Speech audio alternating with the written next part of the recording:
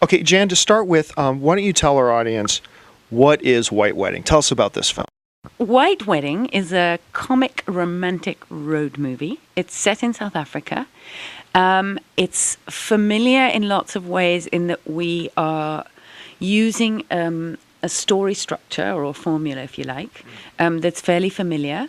You know, with a lead actor and a romantic interest and a foil and all of that. But it's unfamiliar and it's new in the sense that it's set in South Africa with faces and languages and landscapes that haven't been seen before.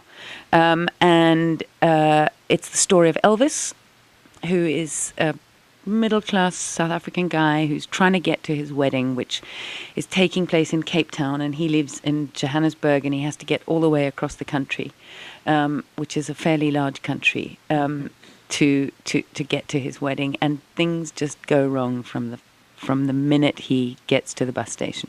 Welcome to your party.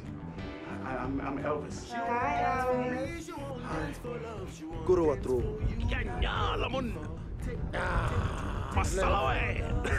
Do you think 120 guests is a few people? Duh. This is not a township wedding. Is this your first marriage? Yes, it is. Oh, you must be terribly nervous. Now, we had the opportunity to just interview your two lead guys, and they seem like they would have been a bit of a handful to work with on set. What was it working with those two guys? What was that like working on set? No, you see, I think the other day I was with them and we were meeting some people here in Los Angeles. They were actually South Africans. And I was guiding Kenny and Raps around, and the guy said, "So are you the publicist?" And I said, "No, I'm the director." And he was like, "You didn't tell me there was a girl directing you. Now I know how tough this girl is." Yeah, they're a handful. Kenny and Raps are huge personalities, and they're hugely popular and very well-known television and theatre actors in South Africa. But they're also old friends, so I kind of know what makes them tick.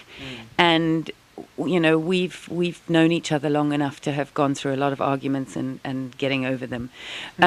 So we have a very good, solid relationship. Above all, when they get to set, they're just consummate professionals. So they're actually a dream to work with, even though they are larger than life, as you discovered. Now, as you mentioned, the film is largely a road movie. What are some of the challenges for you working in that environment, doing a road film? You're not in a controlled set. So what types of challenges for you as a director does that present? Well, I mean, the biggest challenge faced on White Wedding was resources. We started out with a budget of under $1 million. So by international standards, we're almost a no-budget movie. But that money goes a long way in South Africa. And we designed the film in such a way as to make it possible to do within that budget. And we knew that if we put those two guys in a car and drove them across the beautiful country, we'd already have something. And so we set up the story in such a way that would be relatively inexpensive to make. But it is a challenge getting an entire film crew and a generator and lighting trucks and everything else all the way across South Africa. So that was quite interesting. We were very lucky with the film. So we had no contingency in our budget or in our schedule. And fortunately, everything just kept falling into place. And we kept on getting lucky breaks, with lovely actors that we discovered along the way that we put into small roles. And we were lucky with the weather.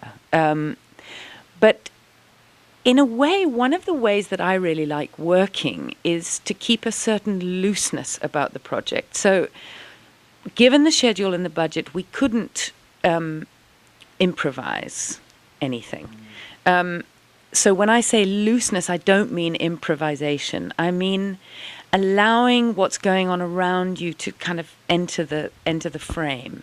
So allowing the landscape and the setting and the dust and everything that's happening in a wherever it is that we're filming that day to kind of become part of what's going on. I don't know, we picked up some extraordinary bit part actors along the way. We'd we'd arrived somewhere knowing that we needed to find an old car with an old couple in it, and we would have to find that on the day. And there was a sort of craziness to the way that we went about it, which was gathering people up as we went.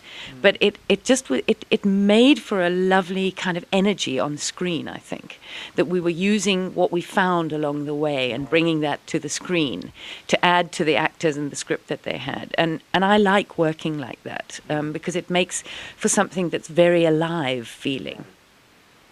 Now, the White Wedding is now one of the newest films as part of the AMC Independent program, which we're very excited about. What does it mean for an independent filmmaker and a filmmaker like yourself to have AMC have that independent program to showcase films like White Wedding?